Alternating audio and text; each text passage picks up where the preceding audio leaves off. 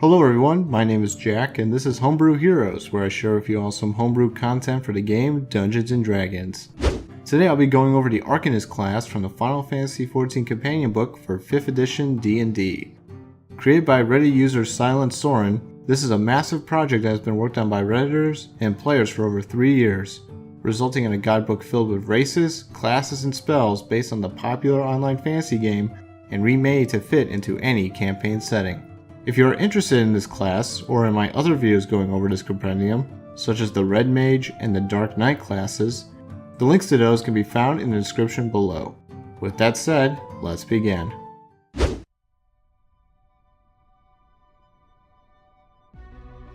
In the world of Eorzea, the ones that research and study magic are called Arcanists. They devote their life in the pursuit of knowledge and strive to discover the secrets of the arcane. It's easy to compare them to wizards and sorcerers, but they're actually not that quite the same. The Arcanists are unique, as they can summon companions that can empower themselves with their master's magic. The bond between the Arcanist and their companion is unwavering, and can change the course of any conflict. With this in mind, you could probably see that they are much more in line with Rangers than they are with the other casters, except that the Arcanist features are not situational or left to be desired. For the class features, you'll get a d6 for hit dice, which is the same hit dice as sorcerers and wizards. You'll get proficiencies in some weapons, like daggers, quarterstaves, and light crossbows. You'll get no armor or tool proficiencies, except for any of those that come from your race and background. The saving throws you're proficient in is intelligence and wisdom, and you'll get to obtain 2 skills from a list of 6 skills. The Arcanists get their spellcasting at level 1, and it's very similar to the spellcasting of wizards and clerics. You can cast a number of spells equal to your intelligence modifier plus your proficiency bonus, and you can prepare and switch out spells at the end of a long rest. Your spellcasting modifier is intelligence, you can cast some cantrips, and you can cast certain spells as rituals. The spell list for the Arcanist is in chapter 10 of this guide, with your choices being 17 cantrips, 30 first level spells, 27 second level spells, 22 third level spells, 14 fourth level spells, 18 fifth level spells, 12 6th level spells, 9 7th level spells, 6 8th level spells, and 6 9th level spells, for a grand total of 161 spells. The Arcanist can also boost their spell casting with the ability AETHERFLOW. At level 1, you'll learn how to hold bundles of arcane energy within yourself, called AETHERFLOW clusters. The number of clusters you'll be able to use is equal to your intelligence modifier. You can spend them to perform certain abilities, such as spending 1 cluster to reroll a spell's damage or healing die roll. Although the number of clusters you'll have can be low, you'll gain back any clusters you've used back after a short rest, giving you a reliable resource. At level 2, you'll pick up your Arcanist archetype. This is where you choose a subclass and decide on your field of expertise. Your subclass also decides on which companion you'll be able to summon. Your choices are the Strategist and the Carbuncle companion, the Summoner and the Elemental Egai companion, and the Abyssal Channeler, which comes with the NYMIAN Fae companion. You'll get their unique features at levels 2, 6, 10, and 18. After you choose your subclass, you can now summon your new best friend. No matter which companion you have, you'll have to spend 1 hour to summon it, and you can only summon it once per long rest. It can travel 1 mile away from you, but if it goes any farther than that, the companion will disappear. If you want more information on the different types of your companions that you can summon, you can find their stat sheets in the appendices A, B, and C. The other level 2 feature is Companion's Bond. This gives your companion some unique abilities. During battle, the companion will roll its own initiative and will obey your every command. It will also share your proficiency bonus, and it can add that bonus to its AC, attack, and damage rolls. It will also gain a hit dice when you level up, and it can increase its ability scores when you gain the ability score improvement feature. The only downside is that the companion loses their multi-attack feature if they have one. The ability score improvement levels for the Arcanist is 4, 8, 12, 16, and 19, which can be used to increase your ability scores, as well as your companions. Then at level 14, you'll gain the feature Quick Summon. With this, by spending 1 AETHERFLOW cluster, you can summon your companion instantly as an action, instead of performing the 1-hour ritual. The capstone feature is Ethereal Sea. It's a simple feature as it lets you regain 2 AETHERFLOW clusters whenever you roll for initiative. It's similar to the Battle Flourish feature that the Red Mage has, giving you a small bit of energy before a fight, but that will give you enough power to play with that can determine the fate of the battle.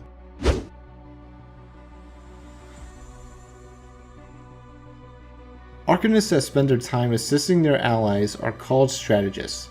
Strategists can summon a fox-like elemental called a carbuncle, and can use their intellect to perform a tactical maneuver and control the flow of the battle. The first feature is Field Commander. This will give you some proficiencies in light armor, shields, simple, and martial weapons. You can also use your new toys for the somatic component for casting spells, and you will gain an additional hit point every time you level up. This will help out quite nicely for fighting in the front lines. The next feature is your Tactical Maneuvers, which you'll also get at level 2. You'll get to choose one of 8 special maneuvers to learn and use with your carbuncle. You'll get to pick one more at levels 6, 10, and 18. Some of these maneuvers include Deployment Tactics, which lets you spend 1 cluster to have 2 allies move around without provoking opportunity attacks, and Carbuncle Bind, which lets your carbuncle grapple a creature after attacking them. You also get the feature Changing the Tide at level 2. By spending 1 cluster, you can re-roll an attack or saving throw roll. Pair this with the AETHERFLOW ability, and you can re-roll most of your combat rolls.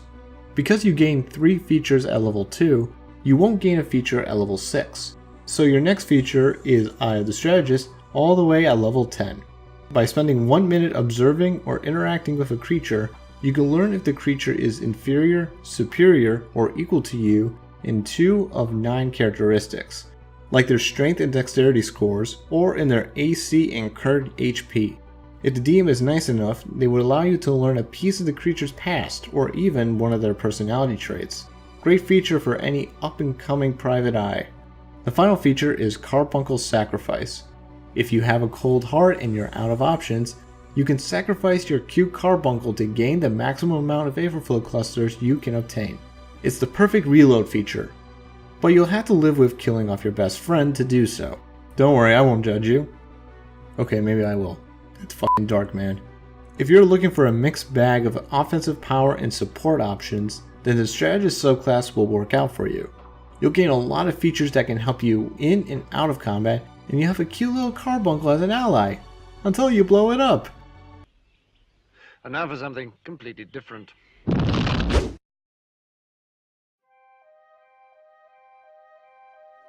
The Arcanists that focus on controlling the powers of their elemental companions are called Summoners. They bind these companions called Egai, oh fuck me, what did I say for elemental? Egai, Gi, oh boy. They bind these companions called Egai or Egai to the material plane, harnessing their power and using it to modify their spells to rain havoc. The first feature is SPUR. By spending 1 cluster, you can have your Egai's attack action to have advantage, and it will double their proficiency bonus to cause additional damage. Egai have some great attack options, so this will benefit really well for them. The level 6 feature is Channeled Casting.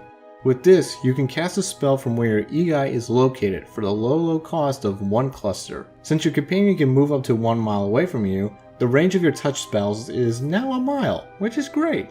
Next feature is Fester. When you cast a spell that requires a saving throw and the target fails it, you can spend 1 cluster to deal bonus necrotic damage to the target. The bonus damage is a number of d8s equal to your intelligence modifier. For example, if your intelligence modifier is a 4, then you can add 4d8 necrotic damage to your spell's damage roll. The final feature is Enkindle, which lets your Egai perform... Oh fuck, did I say Egai or EG? I don't know which one anymore. The final feature is Enkindle, which lets your EG release a powerful attack once per long rest. The attack is determined by which EG you picked, which can be found in Appendice B. The Ifrit EG has Inferno, which creates a 30-foot pillar of fire around itself. The Titan EG has Earth and Fury, which can turn 30 feet of terrain into a swampy mire, dealing poison damage to those that stand in it. And the Garada EG has Aerial Blast, which summons a 20-foot tornado on the battlefield, damaging and pushing all within its path. The summoner's features focuses a lot on combat, giving you plenty of ways of dealing tons of damage to your foes. You'll have to manage your AETHERFLOW clusters carefully, since most of the features here require their power, but if you do, you'll be a powerful force to be reckoned with.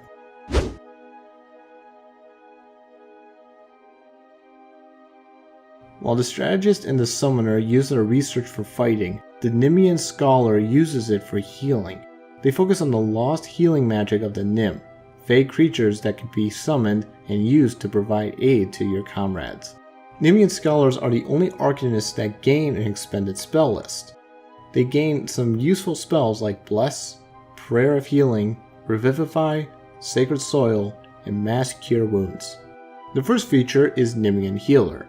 When you cast a healing spell of 1st or higher level, you can add additional hit points equal to 2 plus the spell's level.